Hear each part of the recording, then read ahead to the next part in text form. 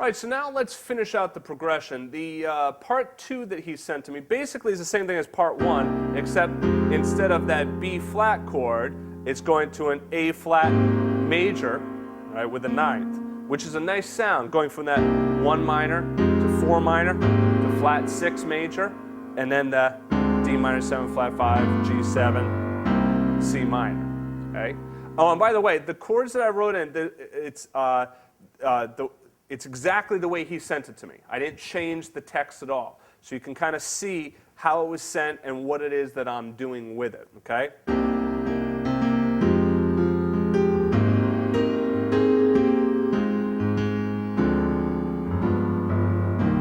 All right, now one thing I wanted to say before moving on is on that dominant 7th chord, when you're going from that 5-7 and you're going back to a 1 minor, a lot of times what sounds really good is put in the flat 9 instead of natural 9.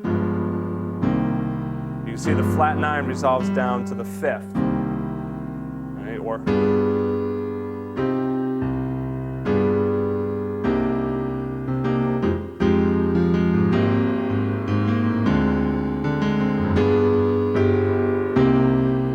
okay, so flat 9 on the G7 sounds nice.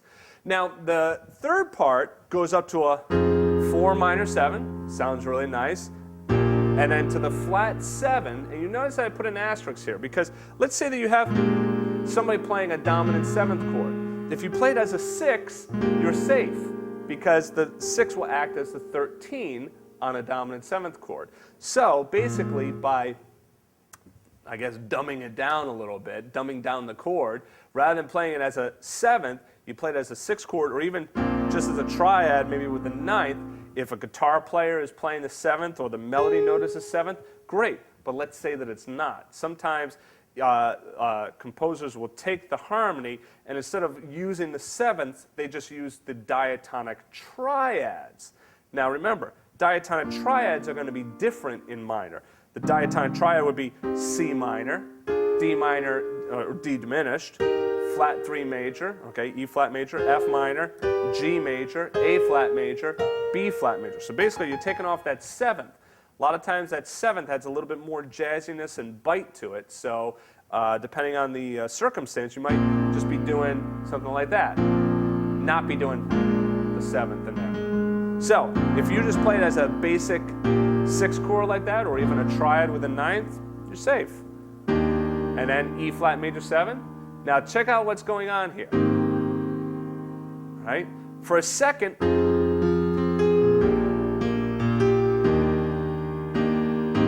we're kind of moving into E flat major. It's still in the minor, but the ear hears this as a resolution into major for a minute because we're going from that E flat major to A flat major, which would be 1 to 4 in E flat. But in reality, it's still flat 3 major, flat 6 major, okay? Because we go back to D minor 7 flat 5, G7, or with the flat 9, C minor 7.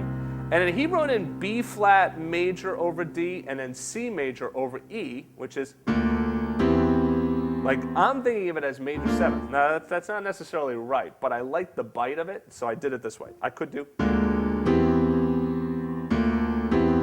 What it probably means is, just B flat major triad over C major triad, or B flat major triad over D, C major triad over E, okay, and then back up to F. But you can kind of mess around with putting in that major 7th. I like that sound. Or even keep the B flat as a triad, C as with the major 7th.